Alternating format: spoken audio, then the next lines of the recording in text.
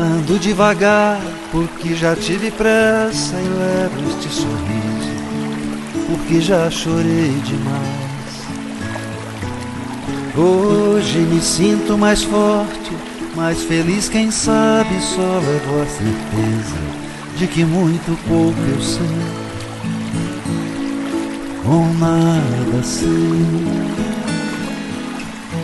Conhecer as manhas e as manhãs, o sabor das massas e das maçãs.